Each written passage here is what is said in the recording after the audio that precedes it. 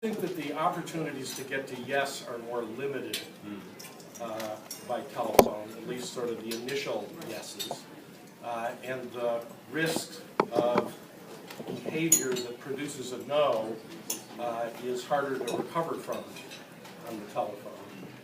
And so you need to calm down by your body language?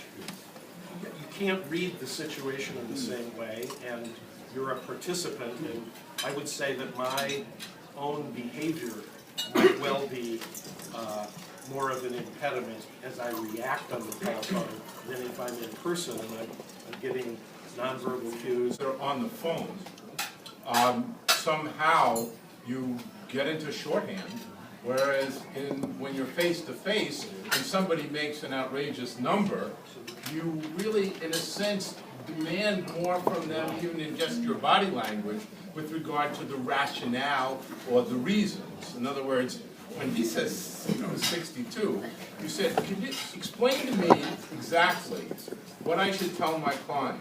Why that's fair relative to this concern she has, this concern she has, this concern, and this. Asking for the basis on which I can explain to my client why that's a fair argument, why that's a fair amount. Not because I'm using that to try the case, but because I can't think of a stronger argument to make in the course of the negotiation about why what the other side's saying is totally unreasonable, except to say to them, and how would you explain to my client how that deals with this, this, this, this, and this?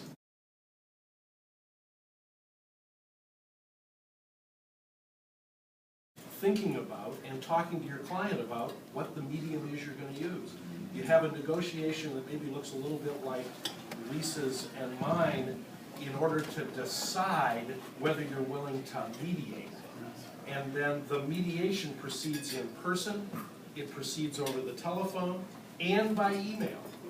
But at each stage, it's less fluid than you might think. There's actually a little bit of strategizing about whether is that it's important for me with my client.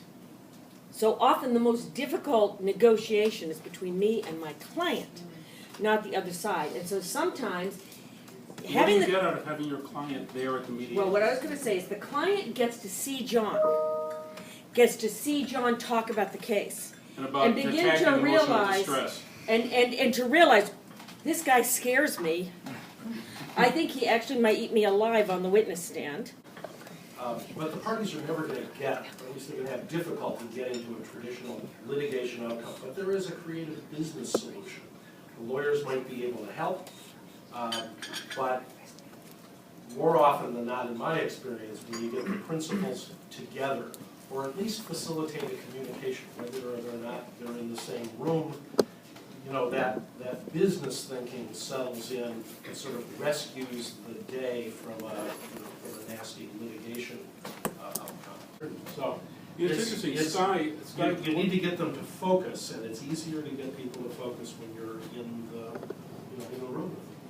The suggestion of some experiments showing that self-disclosure, disclosing something that was honest and true and you didn't have to disclose, and the other side realized you were making, really mattered in phone negotiations because it was a proffer of sincerity and reciprocity. It didn't matter particularly in face-to-face discussions because people received all this other information by body language and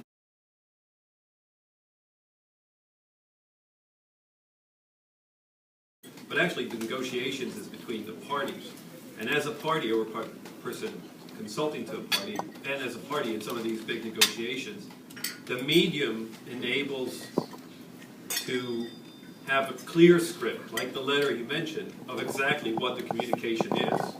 I feel I'm making that choice for every move. I'm making the choice whether this is going to be an email, or this is going to be a phone call, or actually the next step should be face Directly to a supervisor or to go directly to HR, face to face.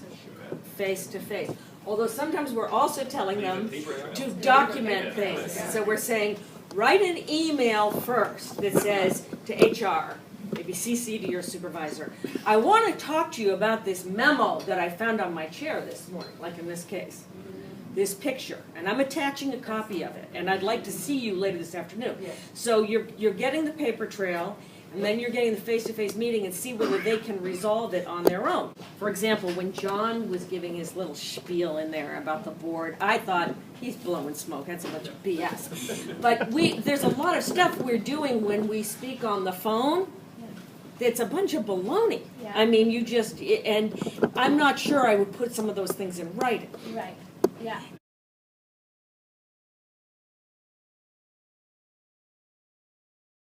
About the generalization about using the media, because my experience, people who already know that my world is the world of multi-stakeholder, very complicated policy negotiations. And I found that you cannot simply say this medium is better than the other one. You should try to teach students what criteria you can use to choose the medium. I do at the moment a lot of negotiations with Shell about their behavior in certain countries, and they choose the medium on purpose. Sometimes they call and say, can we come and talk? Sometimes Then what's the message in kind of come and talk? when they come and talk, then they are testing what kind of solutions they might be possible. Mm-hmm. If they want to show it to their constituency in the company where they are and or they want to fix a position, then they put it in writing. And if they have a call, they sometimes say, this call never existed, because everybody can follow where they go and the phone call they come. So you should teach the students that it depends not only on the circumstances, but also on the people you're talking to, the way they are organized, the phase you're in your negotiations, and what you want to achieve by choosing the medium. Back with me. When I was a young man, I had a chance to interview Dean Acheson, who talked about negotiating with the Soviets. And he said that when he went to the Soviets, he would sit at the meeting table and he would talk for hours in very persuasive language. And he wasn't getting anywhere. So he came back and talked to Averell Harriman, who was his boss, and said, what's going wrong? And he said, oh, no, you've got to understand. You can talk to the Soviets all day, but you have to give them a piece of paper. Because if it turns out that you make something in writing and they don't send it back to the Politburo, they go to Siberia. So the point was that writing makes a difference depending on who you're talking to. Now, I use that not as an illustration of what good negotiation is, but an illustration of the power of stories. Because that stuck with me for 40 years. Now, maybe it's good advice or bad advice, but I would just urge as a matter of pedagogy, we think about what stories come out of these things that we can tell our students or ask them to find that will help illuminate what to do. I run a clinic, and we had a student last year who said, I don't do email, I do text. And we said, well, your client might do email. Your instructors do email. But when they're in practice, in terms of teaching, they're going to be operating across generations in terms of use of technology and comfort with different kinds of technology. So they also have to learn to think about, who am I talking to? You know, is this an Xer? Is this a millennial? Is this the greatest generation? And what is their mode? So it seems like in terms of, well, what does it mean for us as teachers? It's pretty complicated, and in some sense, we may also have to be undoing, or at least attentive to, their defaults. Cultural divide, generational divide is a real issue. They think that I sent an email to someone, and then it's done. I sent an email. And one of the things I try to tell them is, even if you send an email to someone, like if we're doing a negotiation, an important thing, send it by regular mail. And the reason is, number one, when people still have to open an envelope, it's somehow still more serious, I think, even to something in their 20s. And number two, it's in your file.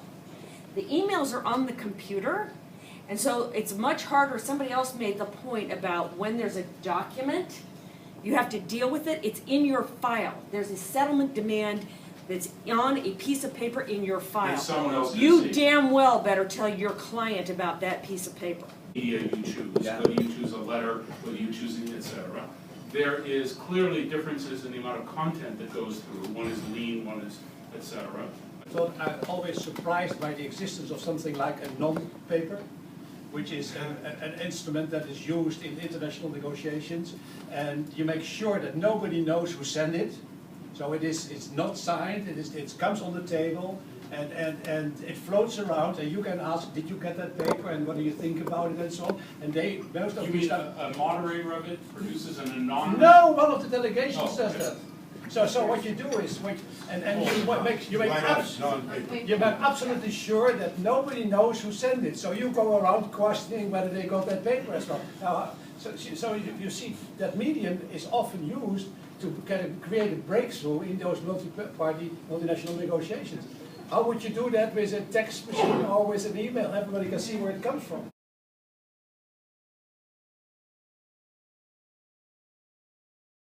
And think about the different implications of how we connect with people, where it's useful to buy a little time and we can't do that on Skype, where it's what you're actually picking up on, Susan, when you are on Skype, what your intuitive sense of reading people is. So I think that there is a there, whether it's in capital letters or small, I'm not sure, but it is interesting that our model continues to be face-to-face with a few exceptions, as you note, Kevin. So I want to thank everybody. I hope they had fun. This is a continuing saga, and people know how to get in touch with Dwight to use this wonderful We'll send material. out the link. So thank you, John. Thank you, Lisa. Thank you, Lisa. Thank you, John.